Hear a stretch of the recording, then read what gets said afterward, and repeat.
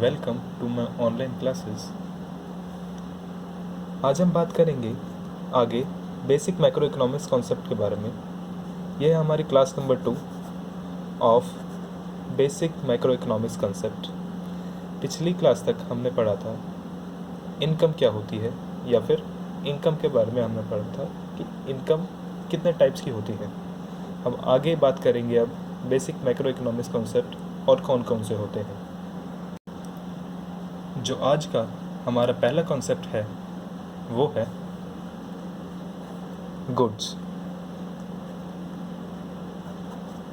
Goods are basically divided into two parts.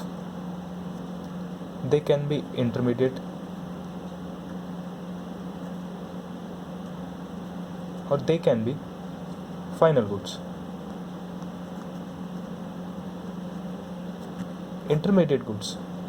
Intermediate goods ऐसी goods होती हैं जो फर्दर प्रोडक्शन के लिए यूज़ हों। Means like raw material,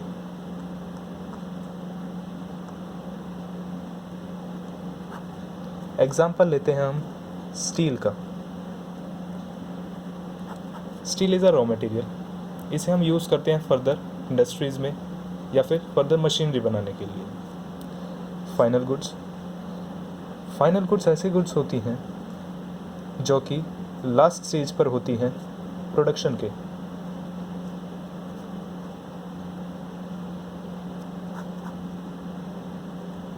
production process के जो एकदम एंड में आपके पास स्टॉक बचता है उसे आप कहते हैं final goods. Final goods are those goods which can be consumed और can be used in further business processes. Final goods ऐसी गुड्स होती हैं जो आप कंजम्पशन के लिए यूज़ कर सकते हैं या फिर फर्दर बिजनेस प्रोसेसेस के लिए भी यूज़ कर सकते हैं।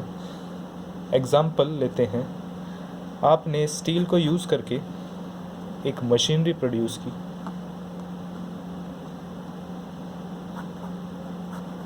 वो होगी आपकी फाइनल गुड। मशीनरी आपकी फाइनल गुड होती है। फर्दर फाइनल गुड दो पार्ट में डिवाइडेड है, capital good and consumption good.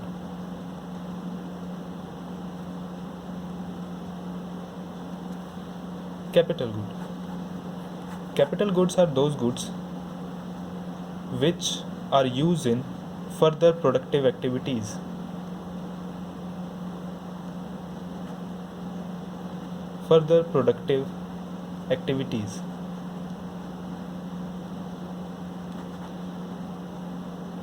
अब कई बार स्टूडेंट्स इंटरमीडिएट गुड्स को और कैपिटल गुड्स को एक जैसा समझ लेते हैं क्योंकि दोनों ही फर्दर प्रोडक्शन में यूज़ होते हैं, बट ऐसा नहीं है। कैपिटल गुड पार्ट है फाइनल गुड का। मीन्स आपने एक प्रोडक्ट बनाया, उसे आप और आगे प्रोडक्शन में यूज़ कर रहे हैं। एग्जाम्पल लेते हैं मशीनरी। आप मशीनरी को फर्दर कुछ और प्रोड्यूस करने के लिए यूज़ करेंगे। मान लीजिए आपने स्टील से बनाई एक मशीनरी जो कि यूज़ होती है फूड की प्रोडक्शन में, जो कि यूज़ होती है, एग्जाम्पल ले लेते हैं मोबाइल्स की प्रोडक्शन में। तो वो एक कैपिटल गुड है। फाइनल गुड कभी कभी एज एन असेट भी हमारे काम आती है, और वो असेट अगर हम इंडस्ट्रीज़ में यूज़ करें तो उसे आप कैपिटल गुड कहते हैं। कंजम्पशन गुड, फाइनल गुड जब डायरेक्टली हाउस होल्ड्स या फिर फर्म में कंज्यूम होने लग जाएं तो वो आपकी कंजम्पशन गुड होगी। एग्जाम्पल लेते हैं मिल्क।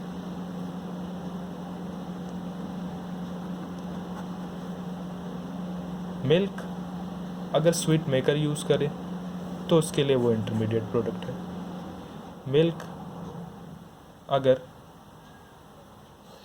इंडस्ट्रीज़ यूज़ करें, इंटरमीडिएट गुड को आप बनाएंगे फर्दर। मान लीजिए आपने स्वीट्स बना दी,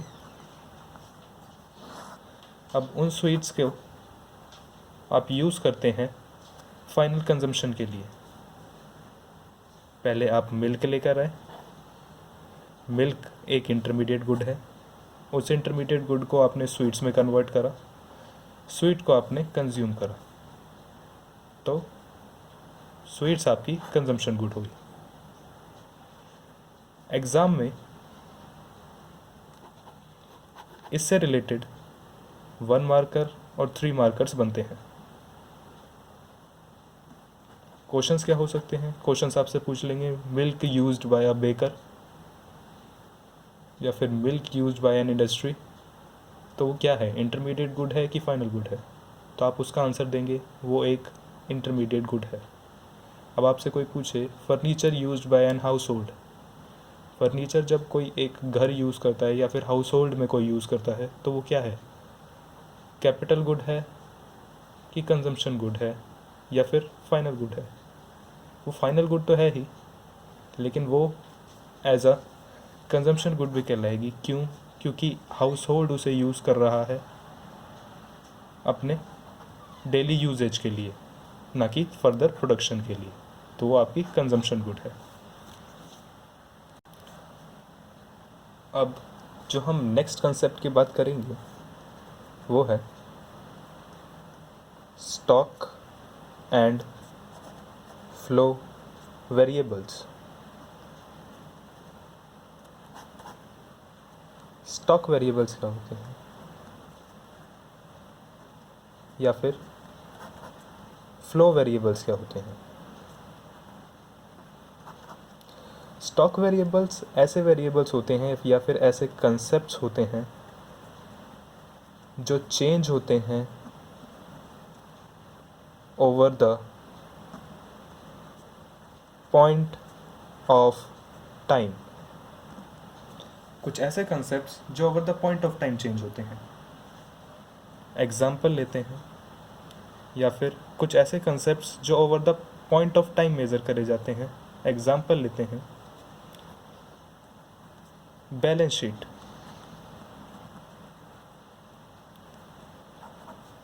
बैलेंस शीट एक पॉइंट ऑफ टाइम की बनाई जाती है हमेशा। या फिर वेल्थ, वेल्थ आप एक पॉइंट ऑफ टाइम में काउंट करते हैं। नेक्स्ट, और एक एग्जांपल ले सकते हैं हम मनी सप्लाई का।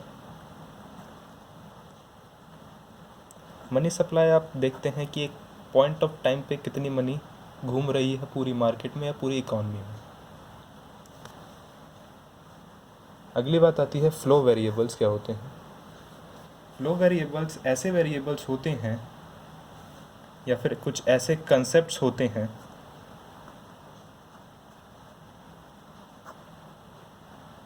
जो चेंज होते हैं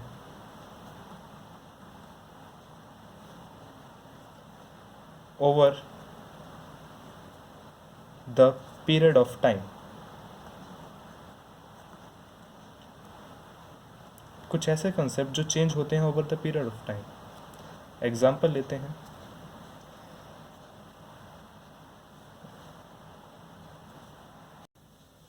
फ्लो वेरिएबल में हम एग्जाम्पल ले सकते हैं प्रोडक्शन का।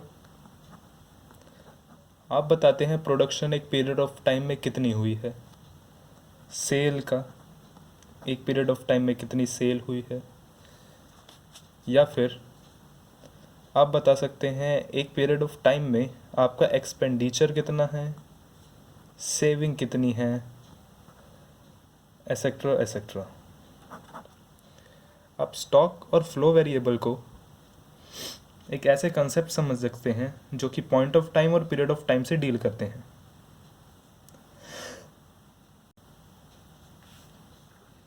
नेक्स्ट कंसेप्ट जिसकी हमें बात करनी है, थर्ड पॉइंट, वो है डेप्रिसिएशन।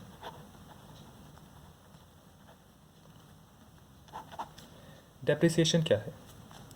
डेप्रिसिएशन एक अकाउंटिंग कॉन्सेप्ट है जो डील करता है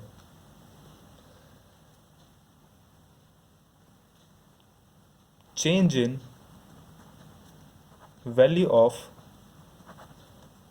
fixed asset due to normal wear and tear. Change in value of fix asset. Change in value of fix asset का मतलब है आप कोई भी असेट जो कि फिक्स्ड है, मीन्स जो कि जिसकी लाइफ 1 साल से ज़्यादा की है, उसे अगर आप यूज़ करेंगे तो हमेशा यूज़ करने पर उसकी वैल्यू कुछ ना कुछ डिक्रीज़ होगी। जो जितनी वैल्यू डिक्रीज़ होगी उसे आप डेप्रिसिएशन कहते हैं।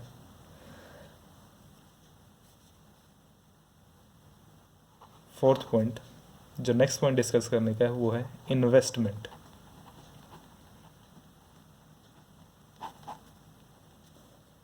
इन्वेस्टमेंट इन्वेस्टमेंट मतलब होता है एडिशन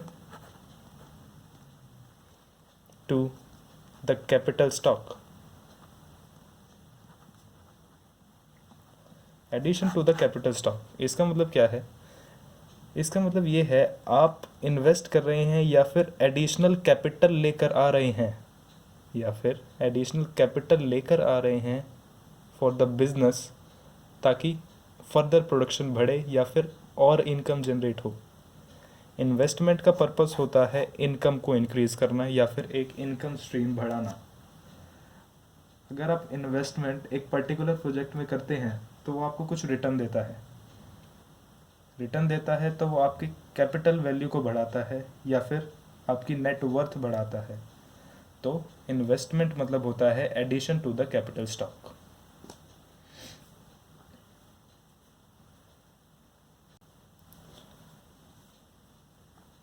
जो नेक्स्ट कॉन्सेप्ट हम पढ़ने जा रहे हैं वो है circular flow of income. Next concept है हमारा सर्कुलर फ्लो ऑफ इनकम। अब ये सर्कुलर फ्लो ऑफ इनकम होता क्या है? सर्कुलर फ्लो ऑफ इनकम का मतलब होता है, I think is fifth concept. तो सर्कुलर फ्लो ऑफ इनकम का मतलब होता है आपके पास कुछ अजम्पशंस हैं इस कंसेप्ट को पढ़ने से पहले। पहली अजम्पशन, आपकी इकॉनमी सिर्फ 2 सेक्टर इकॉनमी है।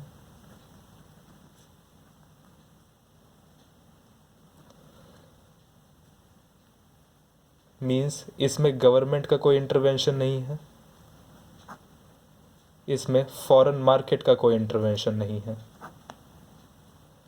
तीसरी अजम्पशन या फिर दूसरी अजम्पशन आपको कहती है कि आप इसमें सेविंग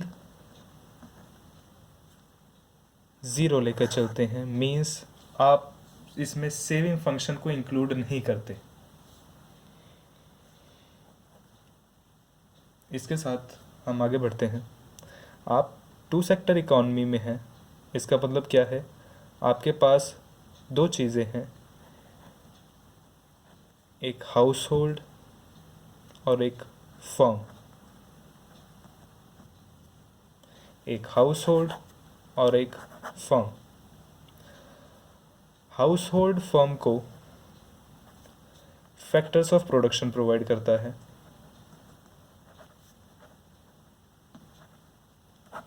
हाउस होल्ड फर्म को फैक्टर्स ऑफ प्रोडक्शन प्रोवाइड करता है जिसमें आप इंक्लूड करते हैं लैंड, लेबर, कैपिटल या फिर ओनर। लैंड को हम टी से डिनोट करते हैं, तो लैंड, लेबर, कैपिटल या फिर ओनर। अब इन फैक्टर्स ऑफ प्रोडक्शन से जब फर्म फैक्टर सर्विसेज ले लेती है तो फर्म उन्हें कुछ अमाउंट पे करती है जिसे आप कहते हैं फैक्टर इनकम, जिसे आप कहते हैं फैक्टर इनकम। अब हाउस होल्ड अपनी नीड्स पूरी करने के लिए उस फैक्टर इनकम को यूज़ करता है फर्म की सर्विसेज लेने के लिए, जिसे आप कहते हैं कंजम्पशन एक्सपेंडिचर। अब उस कंजम्पशन एक्सपेंडिचर से हाउस होल्ड कुछ चीज़ें प्रोड्यूस करता है, परचेज करता है। जो चीज़ें वो परचेज करता है उसे आप कहते हैं गुड्स एंड सर्विसेज।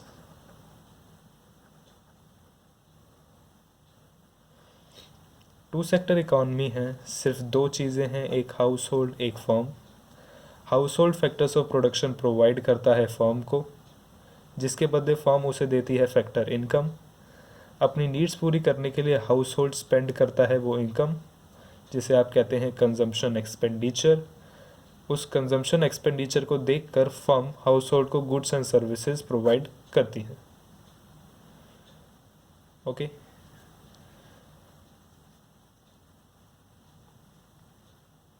नेक्स्ट आपके जो दो मेन कॉन्सेप्ट बचे हैं वो डील करते हैं real flow, second nominal flow.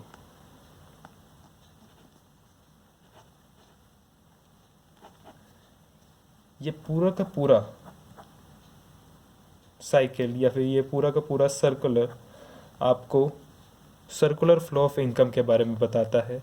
Circular flow of income further two part में डिवाइडेड है, real flow and nominal flow. बात करते हैं रियल फ्लो के बारे में। रियल फ्लो बेसिकली डील करता है आपका सारी की सारी ट्रांजैक्शंस जिसमें आप मनी को इंक्लूड नहीं करते, सिर्फ रियल वैल्यूड असेट्स को या फिर रियल वैल्यूज़ को इंक्लूड करते हैं। जैसे हाउस होल्ड, फर्म, दो सेक्टर हैं कि इकॉनमी में।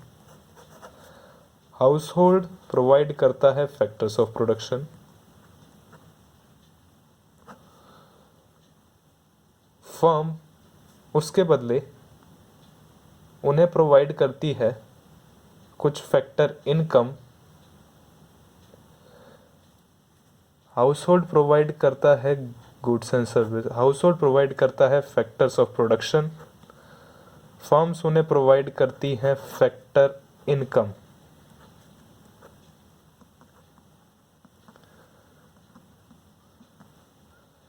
अब उस फैक्टर इनकम को हाउस होल्ड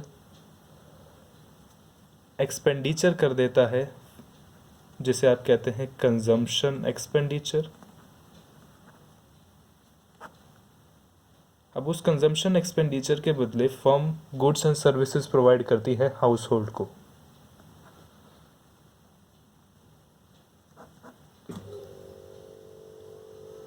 जहां पर भी मनी की ट्रांजैक्शन हो रही है या फिर नॉमिनल वैल्यू की बात आ रही है वो है आपका नॉमिनल फ्लो।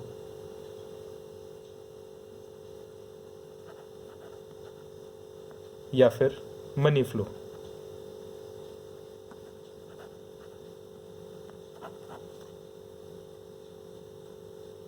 और जहां पर भी आपकी रियल वैल्यूज़ की बात आ रही है या फिर रियल असेट्स की बात आ रही है, जैसे फैक्टर्स ऑफ प्रोडक्शन और गुड्स एंड सर्विसेज, वो है आपका रियल फ्लो।